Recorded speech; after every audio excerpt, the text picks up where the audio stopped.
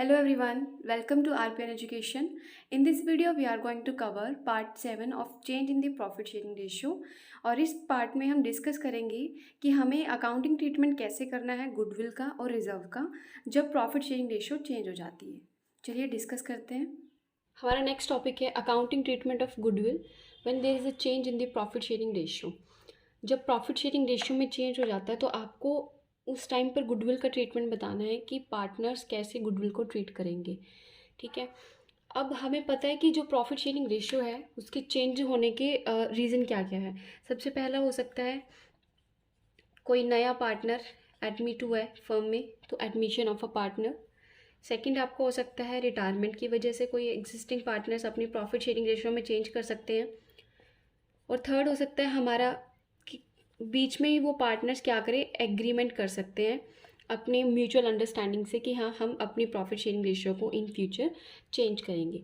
अब वो आपका किसी भी रीज़न से हो सकता है, जैसे कि फॉर एग्जांपल 2 पार्टनर्स हैं, ठीक है, ए और बी, 2 पार्टनर है हमारे पास, जिसमें से कि अगर ये बोलते हैं कि दोनों को ही सेम मिलती थी पहले, लेकिन ए क्या बोलता है कि अगर हम 1 लाख का प्रॉफिट अर्न करते हैं ना और किसी वजह से ए उतना काम नहीं कर पा रहा, कैपेबल नहीं है उस काम को करने के लिए, तो वो क्या कहता है कि मैं कुछ पार्ट आपको सेक्रीफाइस कर रहा हूँ। वो कुछ पार्ट अपना बी को दे देगा, तो मतलब बी क्या कर रहा है उस पार्ट को गेन और ए क्या कर रहा है उसे सेक्रीफाइस कर रहा है। लेकिन प्रॉफिट कितना अर्न कर रहे हैं वो दोनों, 1 लाख का। तो इसे बोलते हैं कि पहले वो 1 अगर अर्न कर रहे थे, इक्वली अर्न कर रहे थे, तो उन्होंने अपने रेशियो को चेंज किया, वो म्यूचुअल अंडरस्टैंडिंग की वजह से किया। तो एक केस आपका ये हो सकता है। ठीक है, तो हमें यही करना है आज, जो म्यूचुअल अंडरस्टैंडिंग की वजह से हो सकता है एग्जिस्टिंग पार्टनर्स अपनी प्रॉफिट शेयरिंग रेशियो में चेंज कर लेते हैं। उसके बाद हम डिस्कस करेंगे एडमिशन और रिटायरमेंट के केस में। ठीक है, अब सबसे पहले तो ये बात आती है कि जब एक पार्टनर दूसरे के शेयर्स को परचेज कर लेता है, मतलब दूसरे के शेयर्स को परचेज़ किया और अपने शेयर्स को उसने इंक्रीज़ कर लिया उतने अमाउंट से। फॉर एग्जांपल ए और बी 2 पार्टनर्स हैं, ठीक है, दोनों का ही अगर हम सेम रेशियो लेकर चलते हैं, ए अपना कुछ शेयर्स बी को बेच देता है और बी उसी शेयर्स को ए से परचेज़ कर लेता है। ठीक है, एक पार्टनर परचेज़ करे, दूसरा पार्टनर उस चीज़ को सेक्रीफाइस कर रहा है, तो ए की तरफ से वो क्या हो जाएगा, सेक्रीफाइस रेशियो, और बी की तरफ से वो क्या हो जाएगा, गेनिंग रेशियो, है ना, उसने इतना शेयर गेन किया है।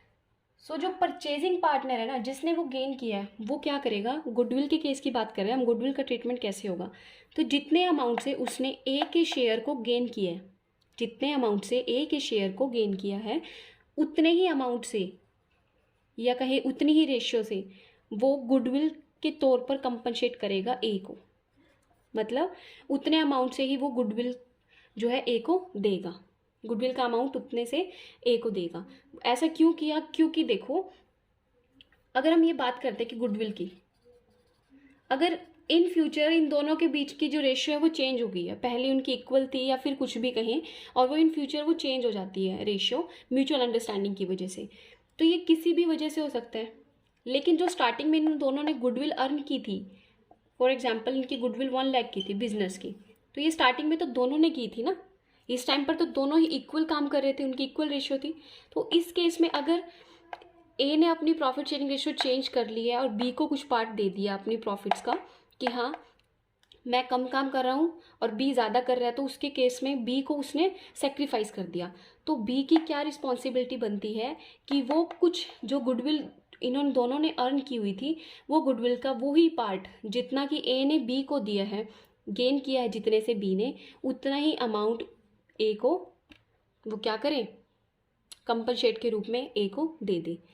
तो जिस पार्टनर ने सेक्रीफाइस किया है, लाइक ए ने सेक्रीफाइस किया है, तो इस केस में ए के अकाउंट को हम उतने अमाउंट से इंक्रीज कर देंगे। तो सेक्रीफाइस जिसने किया है हम उसे क्रेडिट करते हैं जब गुडविल का ट्रीटमेंट होगा, तो 2A कैपिटल, और जिसने गेन किया है, बी ने गेन किया था, इस केस में बी के गुडविल के अमाउंट को उतने से हम कम कर देंगे, तो बी के कैपिटल को हम डेबिट कर देंगे। क्लियर, समझ में आया अच्छे से, बिल्कुल अच्छे से आपको कंसेप्ट क्लियर होगा। एक क्वेश्चन करते हैं सबसे पहले, तो इसमें क्या बोलते हैं कि एक्स वाई और जेड 3 पार्टनर्स आपके पास, और उनकी जो प्रॉफिट शेयरिंग रेशियो है वो 5, 4 और 1 है, ठीक है। अब उसके बाद बोलते हैं कि it now agree that they share the future profits, जो फ्यूचर में उनकी प्रॉफिट शेयरिंग रेशियो है वो क्या हो जाती है 3, 3 एंड 4। ये ओल्ड है, ये उनकी न्यू प्रॉफिट शेयरिंग रेशियो है। तो ये बोलते हैं गुडविल की जो वैल्यू है, जो दोनों ने मिलकर गुडविल अर्न की हुई थी, वो है 1 लाख। आपको ट्रीटमेंट दिखाना है गुडविल का, इस केस में क्या होगा। तो सबसे पहले आपको ये देखना होगा कि किसने गेन किया और किसने सेक्रीफाइस किया। उसी रेशियो में आप गुडविल को डिस्ट्रीब्यूट करोगे ना। तो सबसे पहले तो आप क्या फाइंड आउट करोगे, sacrifice and gaining ratio. Clear. Sacrificing और गेनिंग रेशियो का आपको फॉर्मूला भी पता होगा, वैसे आप सिंपल भी निकाल सकते हो। सेक्रीफाइस का फॉर्मूला होता है ओल्ड माइनस न्यू, और गेनिंग का फॉर्मूला होता है न्यू माइनस ओल्ड। तो आप एक ही तरह से कर सकते हो, ओल्ड माइनस न्यू से हम कर लेते हैं, क्योंकि अगर ओल्ड माइनस न्यू करने से प्रॉफिट पॉजिटिव आता है तो वो सेक्रीफाइसिंग, और नेगेटिव आता है तो वो गेनिंग हो जाएगा। देखते हैं सबसे पहले एक्स का, वाई का और जेड का। तो एक्स का देखो यहाँ पे, एक्स की पहले कितनी थी 5, 4 और 1, और न्यू क्या हो जाती है 3, 3, 4। तो इस केस में क्या होगा, सबसे पहले तो 5, 4, 9 + 10 ओल्ड माइनस न्यू 3, 6 एंड 4, 10। इसका क्या हो जाएगा 10, 2/10। ये क्या है, इसका सेक्रीफाइस आ गया क्योंकि पॉजिटिव अमाउंट आया है। नेक्स्ट देखते हैं 4/10 माइनस 3/10। सो ये भी 1/10, ये भी आपका सेक्रीफाइस हो जाएगा क्योंकि पॉजिटिव आया। उसके बाद 1/10 माइनस हम करते हैं यहाँ पे 4/10। सो ये क्या आ जाएगा आपका, नेगेटिव आया ना, तो 1 - 4 - 3, तो ये क्या है इसका गेन। इसने गेन किया है क्योंकि नेगेटिव बैलेंस आया, क्योंकि हम फॉर्मूला क्या लगा रहे हैं सेक्रीफाइसिंग रेशियो का, न्यू माइनस ओल्ड, तो उसके अकॉर्डिंग अगर ये नेगेटिव आया तो ये क्या है इसकी गेनिंग रेशियो। इसका मतलब 2 + 1 दोनों मिलकर क्या हुआ 3 इसने क्या किया, गेन किया है एक्स से और वाई से। तो इस केस में क्या होगा, जो एक्स का प्रॉफिट है ना और वाई की जो गुडविल का अमाउंट है एक्स का, वो क्या हो जाएगा इंक्रीज 2x कैपिटल, क्योंकि इन दोनों ने क्या किया सेक्रीफाइस 2y कैपिटल। जिसने सेक्रीफाइस किया उसे गुडविल का अमाउंट मिलेगा एक्स्ट्रा, और जिसने गेन किया उसको अपने गुडविल का अमाउंट को देना पड़ेगा, किन्हें एक्स को और वाई को।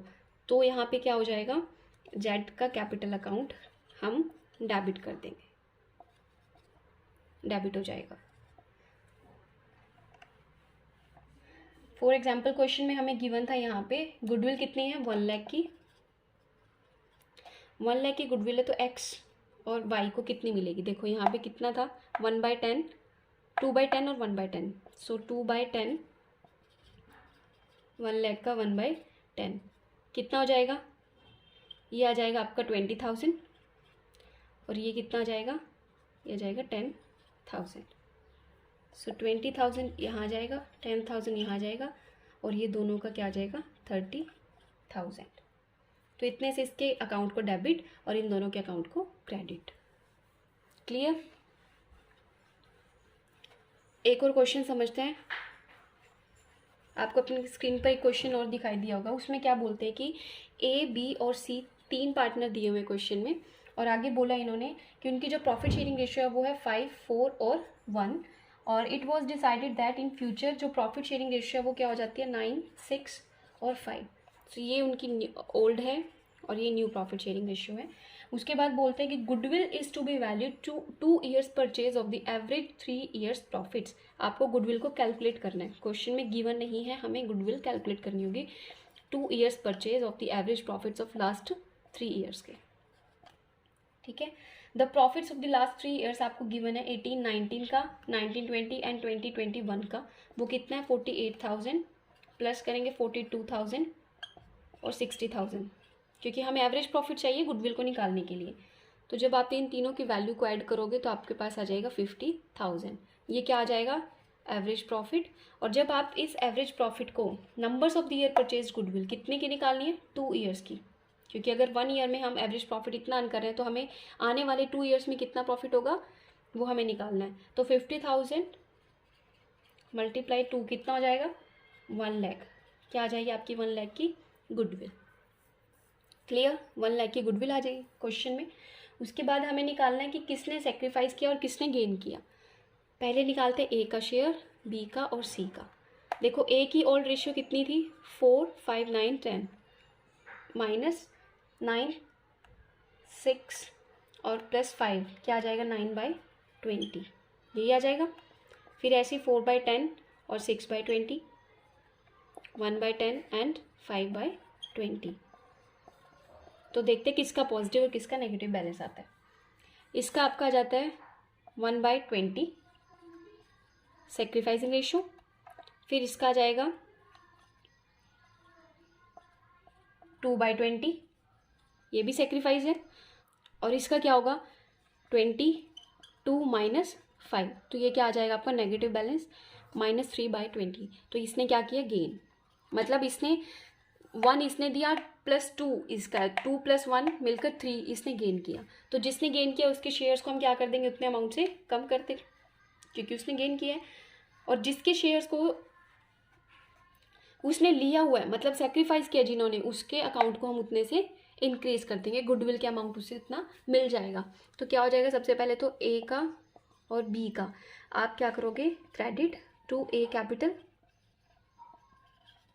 टू बी कैपिटल, ऐसे ही होगा। और यहाँ पर C capital account debit.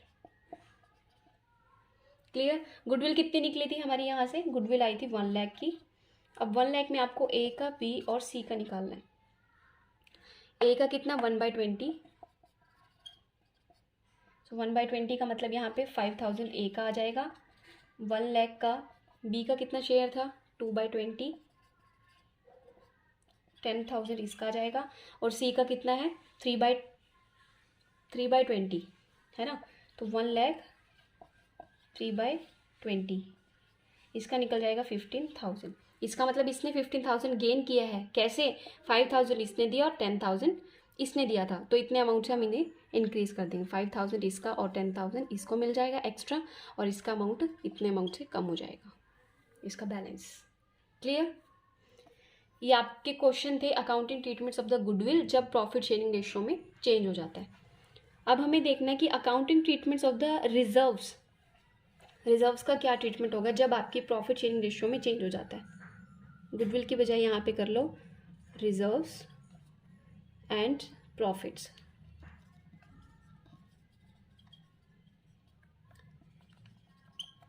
When there is a change in the profit sharing ratio. अब इसके लिए देखो क्या करना है हमें।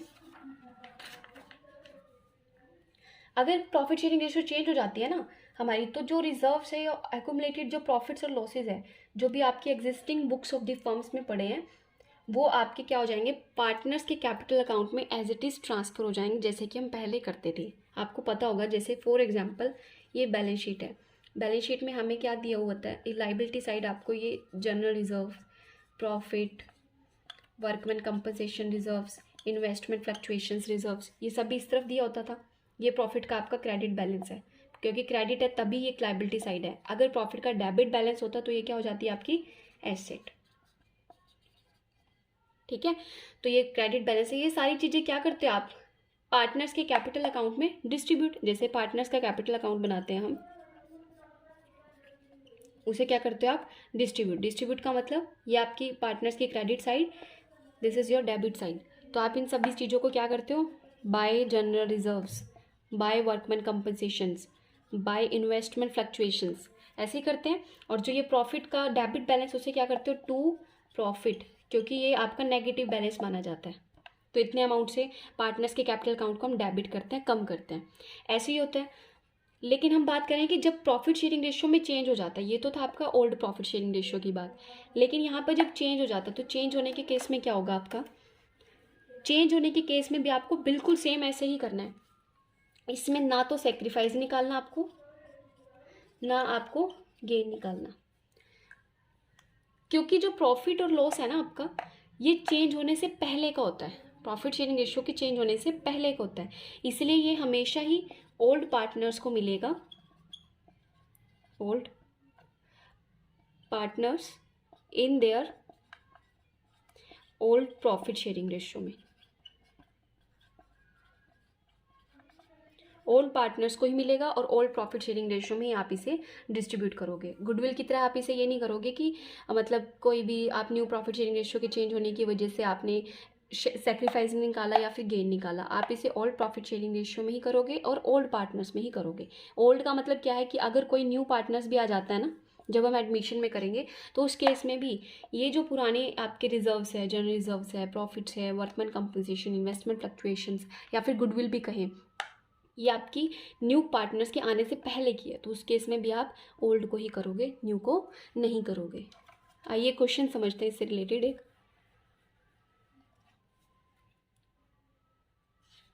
सबसे पहले तो जैसे ये देख लेते हैं कि जब आप ट्रांसफ़र करोगे ना रिजर्व्स और एक्यूमुलेटेड प्रॉफिट्स को, तो वो कैसे होगा।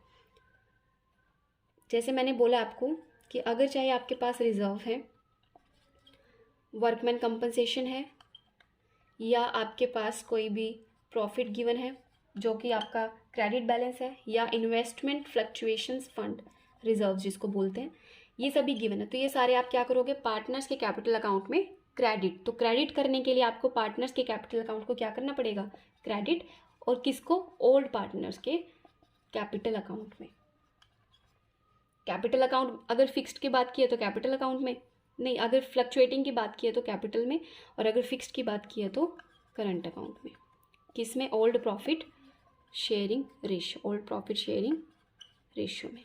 चाहे रेशियो चेंज भी हो जाए तो भी आप ओल्ड प्रॉफिट शेयरिंग रेशियो में ही डिस्ट्रीब्यूट करोगे। क्लियर। एक क्वेश्चन देख लेते हैं एक बार, उससे ज़्यादा अच्छे से क्लियर होगा।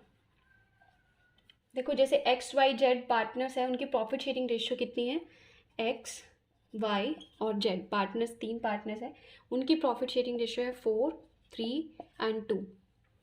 उसके बाद बोलते हैं क्वेश्चन में, फ्रॉम 1 अप्रैल 2017 उन्होंने डिसाइड किया जो प्रॉफिट है वो कितना करेंगे, वो इक्वली, उन्होंने इक्वल बोल दिया, ये ओल्ड है और ये न्यू प्रॉफिट शेयरिंग रेशियो है। अब उसके बाद बोला है, on that date their books showed the following items, मतलब बैलेंस शीट में क्या क्या आइटम्स पड़ी हुई है, यहाँ पे लिख लेते हैं। प्रॉफिट एंड लॉस अकाउंट का debit balance, sorry credit balance है। क्रेडिट का मतलब ये आपकी किस में है, लाइबिलिटी साइड, सो ये आ जाएगा 1,20,000 से। नेक्स्ट आपका जनरल रिजर्व है, जनरल रिजर्व क्वेश्चन में गिवन है 45,000 से। उसके बाद वर्कमैन कंपनसेशन रिजर्व वो दिया हुआ है 60,000, और एडवर्टीजमेंट सस्पेंस अकाउंट ये डेबिट बैलेंस है। डेबिट का मतलब ये एसेट है, ये तो एसेट होने की वजह से ये लॉस है, ठीक है, इसलिए आप इसे पार्टनर्स के अकाउंट को इतने अमाउंट से डेबिट करोगे 90,000, ठीक है। तो आपको जनरल एंट्रीज पास करनी है, सिंपल है बिल्कुल, क्वेश्चन कुछ भी नहीं करना। देखो क्वेश्चन में हमें क्या गिवन है, जब भी आप जनरल एंट्रीज करोगे इसकी,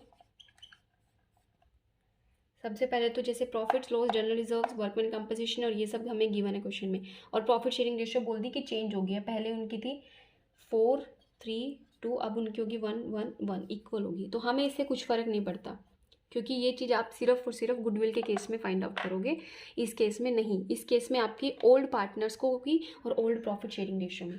तो आप सिंपल करोगे, profit and loss account debit, general reserve debit, और नेक्स्ट आपका वर्कमैन कंपनसेशन रिजर्व ये भी डेबिट, और ये वाला जो है आपका ये क्रेडिट हो जाएगा, तो इसे बाद में करेंगे। किस किस को डिस्ट्रीब्यूट करना है हमें, 2x, 2y एंड 2z, तीनों पार्टनर्स को उनके कैपिटल अकाउंट में चला जाएगा। तो प्रॉफिट एंड लॉस का कितना बैलेंस है, 1,20,000, 45,000, 60,000, ठीक है। तो आपको क्या करना है, एक्स वाई और जेड में करना है, उनकी ओल्ड प्रॉफिट शेयरिंग रेशियो में। अब हमें क्या करना है, प्रॉफिट एंड लॉस का बैलेंस आपका 1,20,000 है, जनरल रिजर्व 45,000 और वर्कमैन कंपनसेशन 60,000। तो इन तीनों को हमें पार्टनर्स के कैपिटल अकाउंट में डिस्ट्रीब्यूट करना है। तो इन तीनों का टोटल आपका ये वैल्यू आ जाएगी 2,25,000 की, ठीक है। तो 2,25,000 के अकॉर्डिंग एक्स को, वाई को और जेड को कितना मिलना चाहिए, उनकी ओल्ड प्रॉफिट शेयरिंग रेशियो के अकॉर्डिंग। सो आपका ये अमाउंट आ जाएगा, जब हम 2,25,000 का 4/9 निकालेंगे तो आपकी वैल्यू आ जाएगी ये 1 लाख। सो एक्स के कैपिटल अकाउंट को हम 1 लाख से क्रेडिट कर देंगे। नेक्स्ट वाई का जब आप निकालोगे तो 3/9 करोगे, इसकी वैल्यू आ जाएगी आपकी 75,000 की। और इन द सेम वे जब आप इसका 2/9 करोगे, क्योंकि ऑल प्रॉफिट शेयरिंग रेशियो कितनी है जेड की, 2/9, तो इसकी वैल्यू आ जाएगी आपकी 50,000। तो इतने अमाउंट से हम इन्हें क्रेडिट कर देंगे, मतलब कि एक्स को, वाई को और जेड को कितना कितना अमाउंट जो है वो मिलना चाहिए। क्लियर। अब उसके बाद हमारा जो ये रहता है, ये बात तो थी हमारी प्रॉफिट एंड लॉस अकाउंट की, जनरल रिजर्व और वर्कमैन कंपनसेशन की। लेकिन क्वेश्चन में हमें एक एडवर्टीजमेंट सस्पेंस भी दिया हुआ था, जिसका बैलेंस आपको गिवन था डेबिट। सो डेबिट बैलेंस होने की वजह से हम इसे लॉस कंसीडर करते हैं, क्योंकि ये एसेट है हमारी, ठीक है, ये प्रॉफिट नहीं है। तो इस केस में इतने अमाउंट से आप पार्टनर्स के कैपिटल अकाउंट को क्या करोगे, डेबिट। तो तीनों के कैपिटल अकाउंट को आप डेबिट कर दो, एक्स के capital account, Y capital account और जेड का कैपिटल अकाउंट। किस चीज़ को कर रहे हो आप, एडवर्टीजमेंट सस्पेंस अकाउंट को। तो एडवर्टीजमेंट सस्पेंस आपको क्वेश्चन में गिवन है 90,000 का। एक्स को कितना मिलेगा, मतलब एक्स के अकाउंट को कितने से डेबिट करोगे आप, उसकी शेयरिंग रेशियो थी 4/9, तो 4/9 की वैल्यू जब आप निकालोगे तो ये आ जाएगी 40,000 से। और सेम आपका वाई को करोगे आप 30,000 से, क्योंकि 3/9 उसकी वैल्यू थी और 2/9 जेड की वैल्यू है, तो इसको करोगे आप 20,000 से। क्लियर, समझ में आए क्वेश्चन। ये आपका केस था अकाउंटिंग ट्रीटमेंट्स ऑफ रिजर्व्स और प्रॉफिट, जब आपकी profit sharing ratio existing partners की चेंज हो जाती है। आई होप आपको ये वीडियो बिल्कुल समझ आई है अच्छे से, आपको जितने भी कंसेप्ट्स है वो क्लियर हुए हैं। So don't forget to like, share and subscribe my videos. Thank you very much.